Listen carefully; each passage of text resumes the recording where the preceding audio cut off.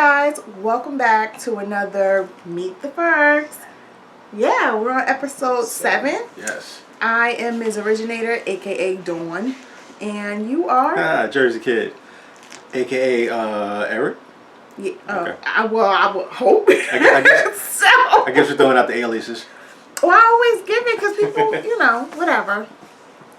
Listen, we come here to give you just a little bit of conversation on things to help you to improve your business. And we do talk about our situations in business and that we're a family. We're a family of 6, 2 adult kids, 2 10-year-old girls, and Then us too. I'm not no kid. No, then us too. Oh yeah, then us too. That'd be 6. Oh yeah, ain't no more kids. Ain't no more kids. So we do come here. We try to come up here every week and just give it to you raw, just so just so you see how things are operating. 2 businesses with homeschooling, which Tough. it is a lot, and just so you don't feel alone, and definitely giving you some business tips to help you progress in your businesses. We know a lot of businesses were started up this year or last year during COVID. Yeah. But we've been doing this for a long time now. So I've been giving it business advice and life advice for a very long time. So we finally decided, I finally got on the bandwagon with I've been trying to do this. To do these videos. So Yeah. enough of that. Today we are talking about 7. No, we're not talking about 7. Ooh, that's 2. a lot. Yeah, we're only giving you 2 tips. 2 tips to finding your authentic audience. Okay, so it's 2 tips to finding your authentic audience, and yeah, we're about to get into it. Ready? Yep. Ready. Turn the camera. Yeah. That's what I figured. Okay, and then I'll do the break again. Hold on. All right, and so I'm trying to see if I can get a little bit. Okay. We good? Okay. So you want me to start from number 2 and then you do number 1? No, another way.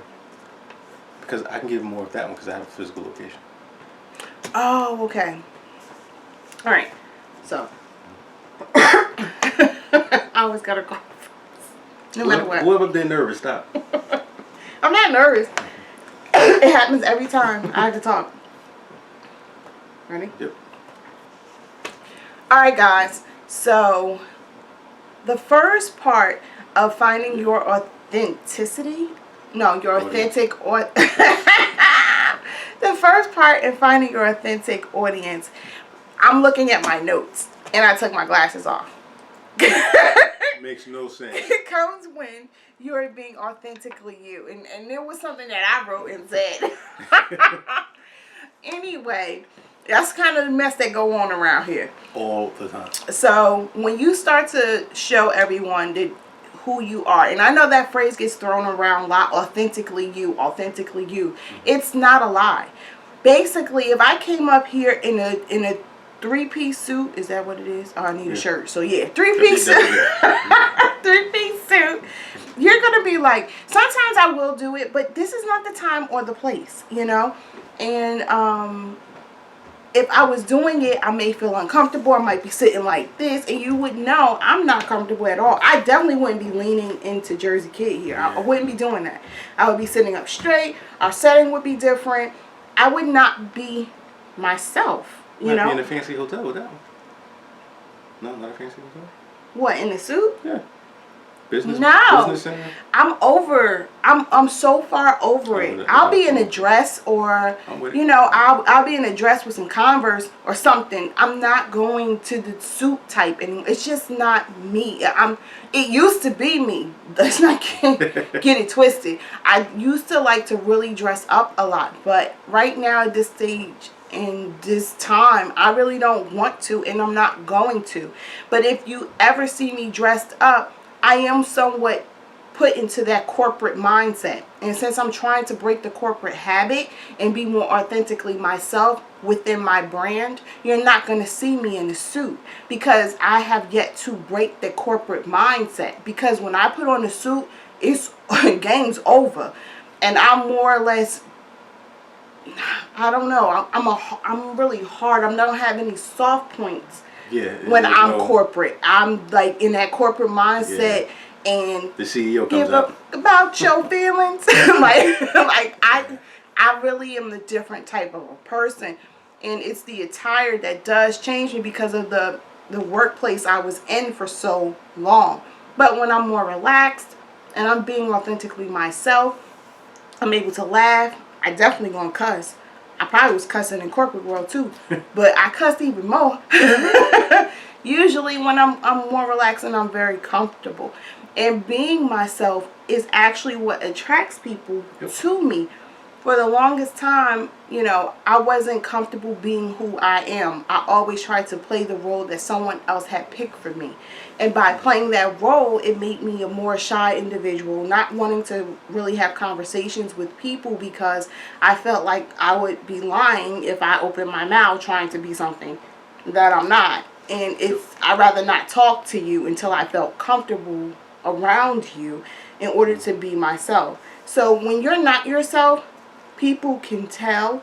Your brand will suffer. Your business will suffer because you can't be one way in your business personality wise and be another way when the camera goes off or you go home.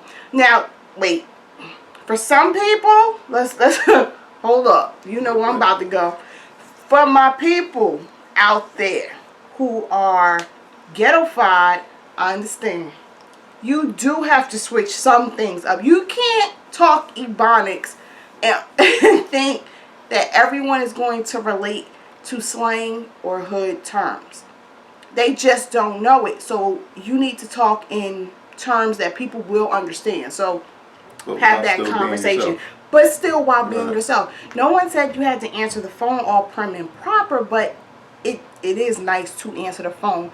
I want to hear hello, not yo, what's up or what's popping when I'm calling your company. So when I'm calling your personal line, you can say yo, what's popping and so on. You can say whatever you want. Right. I don't care. But when it's business, you still want to speak respectfully to people and speak in a language that everyone can understand because you want your business to grow. That's not about identity. That's about being respectful. That's business etiquette. And business etiquette. Right. So, yeah. But other than that, being authentically you is the most important thing. Like, I could not start changing the way I am to gravitate towards another audience because it wouldn't last long. Yeah, it's not sustainable. It's not. Yeah. It really isn't. So if you don't like colorful hair, I may not have it right now, but that's why my main picture is always me with that Phoenix red stripped hair because that's my personality. Yep. I like different colors. I couldn't do it in the corporate world. That was so hard not to have fuchsia hair or whatever in the corporate world or that red like that. I couldn't have it. So to be out of it once again, because y'all, I quit my job. I returned everything on Friday, and it barely lasted 90 days. I don't think you can count 90 days because I took vacations in the middle and cut my hours down.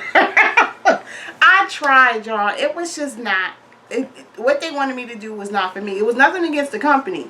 It was all just what my preference was. But that's another thing. Authentically me. You have to be honest with yourself in your business and in your 9-to-5 career. Like, what can and can't you take or do? You can't, don't do something outside of what you feel comfortable doing as far as what's giving you a panic attack and what's really going against your values. Not don't become uncomfortable because you're scared. No. That you need to become uncomfortable with. Yeah. But becoming uncomfortable with something that really brings you sorrow and takes away all your joy, no, see, we're not doing that. Okay? So that's all I have. I talked a lot, y'all. Go ahead. Yeah, I guess it's my turn. Yeah, the one thing about being authentically you, your people are going to come, right? You can't get out here and, I talk to a lot of entrepreneurs, especially up and coming entrepreneurs, and I guess one of the reoccurring things I see is they're looking at other people's social media posts, right? Whether it be Instagram, Facebook, whatever, and without taking into accountability or taking into account that that person that they're looking at might have been in or might be in business going on whatever 7 to 10 years, and this person's just starting out, they're trying to already compare where they are to where this person is in their 7 to 10 year, right? Now, a couple of reasons why you can't do that. One, that person is not you. I don't care if y'all in the same field, right? I look at personal trainers all the time. I'm not going to compare, somebody who's been doing this 20 plus years, that's in a whole different area. I'm not going to compare that to myself. I've been in it, a little over 15 years. But I understand I'm the best person to do me. He's the best person, or he or she's the best person to do her, right? We could be in the same genre. We could train the same type of people. We're not the same, right? Our businesses could be totally different because of their personalities. But if I'm being me, my people are going to come. The people that's not going to like me are just not going to like me. It's okay. It's all right. They can go. I'll refer them to somebody else. It's okay, because at that same time, you don't want that headache, right? That's a headache on both parts. You don't want that. So be you. Your people will come, and we'll be good.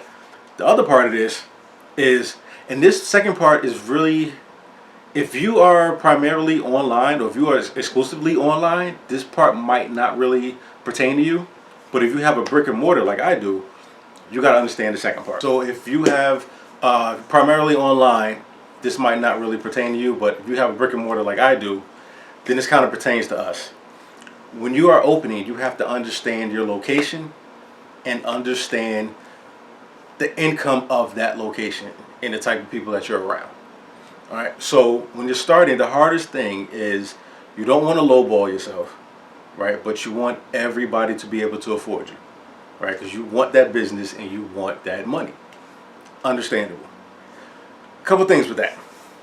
If the price you're trying to set, and because you're not gonna lowball yourself, but if that price, that your value, it might be a little bit higher than where you are right now as far as location, you might need to come down just a little bit for until you build your name up, and then really show people why they need your service, right? Show people why they need to spend their hard-earned money, because if you like me, I'm a bill. I'm another bill, and so and I'm gonna show you why I'm another bill, but then and when you pay that, you're showing me your dedication to yourself. So it's a two-way thing here, right? And it's when you then coming into it, when you lowball yourself, and even when you start to build your name, it's hard in that area to all of a sudden try to bring your prices up, right? Sometimes that can be a little challenging, especially if you really did lowball yourself, and you're continuing to evolve, as you're evolving into a business, you really learn like the true value of your business and your skills, and then you want to make that big jump. That's going to be kind of hard, right? Because people got used to that price. Now, I did my first year to my second year, I think I jumped $10. Now it was that second year to that third year, where I made a big jump, but also introduced like different programs. Also, my name was already built. No, I'm just saying, I want to say something. Sorry. I don't want you to forget. You became in high demand. You had people waiting to see you. So don't forget to add that in there. Right, true. And that's part of showing people why they need to spend their money with you, right? That's why your price goes up. Right. As entrepreneurs, look, I don't care what field you're in. As entrepreneurs, we are entrepreneurs because we realize that somewhere there's an issue or a problem, and we have the skill set to provide that solution to that issue or problem. That's why we're entrepreneurs. While you're building your business, you are showing these people why they need to come to you for your solution to that issue or problem, because you're not the only one with a solution, right? So while you're in this location, you gotta get the feel. What's the saying? You gotta know the room, right? The location. Know the room. That your location is the room. You gotta know your room and work that room, right? And then work the room, right? So it's easy for people to be like, "Oh, I can't afford it." Well, you got to show them why they need to finagle some things so they can't afford you. That's point blank, right? for me, I'm in the health business. Health is pretty much probably number one. That whatever you can't afford me, whatever bill that you have that you're trying to put before me, you got to be alive to spend that money on that bill. Not even that. You need to let the people know that that money you spending going to McDonald's and all these fast food places, or eating out, or that $5 coffee or whatever that you're doing, is not really benefiting your health. Like, you might be eating that and you think, well, I took a walk at lunch. That is not helping. Yeah, I ain't doing that. One meal, okay, one of those meals can be about almost 1,000 calories, and I'm being generous because you want to go and supersize. Oh, 99 cents for a cookie. That stuff adds up, and by the time that you drive out, you're spending almost $11, $12, maybe $15 a day, and we haven't even yet talked about the coffee that you had in the morning that cost you about $5 or 99 cents, whatever. It adds up. So you want to say, if you put on all that into your body, and now we have COVID running around here rampant without control, and you're not active, you have a lot of breathing problems, you are setting yourself up. So, it's all about priorities, right? So right, so again, as an entrepreneur, as a business owner, you have to show people how to prioritize certain things. And no matter what business you're in, right? Because all of that comes down to you showing them why they need to come to you for your solution to that problem or issue. Right? So, 2 points. Be you and show people why they need to spend their money with you. And I want to piggyback before we get up out of here really quick. And I want to say, as I'm scratching my eyes, I want to say that being that, like, I have a product and service, like, I do products, okay? I have a product business, well, it's service. Let's stick with products. Right. Focused on. But it's still service. Right, yeah, it's still a service. Right. So for me, it's a competitive part. Both our things are very competitive, and I have to make the people understand why they need to get it from me. And before they buy my products, they're buying me. They're buying my personality. They're buying my style. They're buying from me because they find a connection with me. I don't care. It's over 100,000 people that sell the things that I'm selling in my store. It may be over 200,000, or maybe 50,000 of those people out of the 100,000 that actually sell products the same exact way with the same exact ingredients. But the difference is they are not me, and they'll never be me, just like I'll never be them. So you want to price your stuff where you want to price it, because you're being authentically you, and they're purchasing you. Now, if you want to lowball yourself, go ahead. I'm not doing it. I've done it. I thought about it. I tried to change it. But you know what type of clientele you want. If you want to eat a bag of potato chips for the rest of your life, then you know what kind of clients you need to aim for. If you want to eat caviar, then you know what kind of clients you need to aim for. It doesn't matter your style. There's people out there that's willing to spend the money for your product. One, you just got to start being you, and two, you got to have the right price. And just because you lowball a price doesn't mean that you're going to get more sales. So remember that. Most people will be skeptical of you because your prices are way too low for what you're doing, and they know that you are lowballing yourself and you don't have the worth.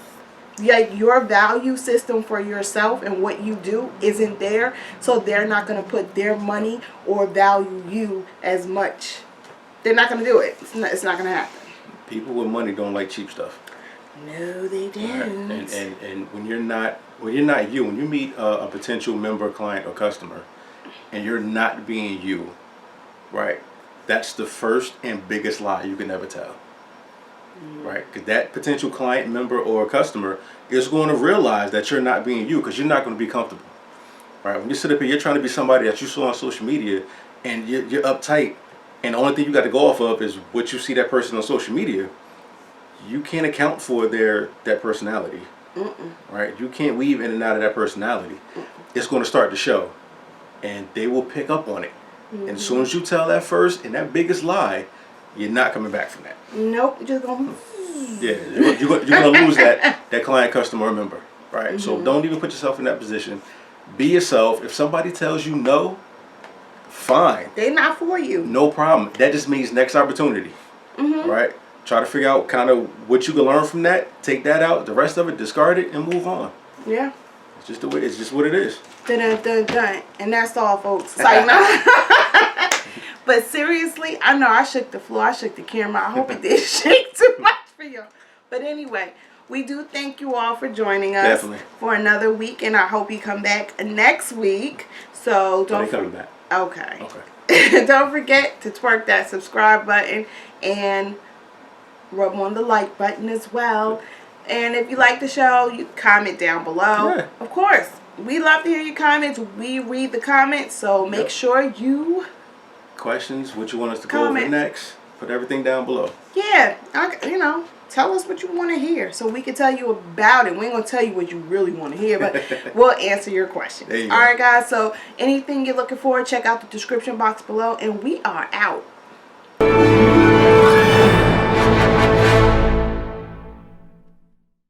I'm going to sit back so my head looks more.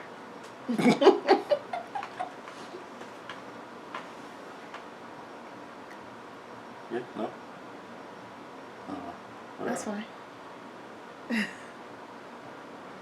got 10 seconds.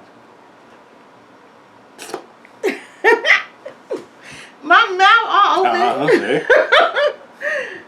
My glasses. Oh, God. Gotcha.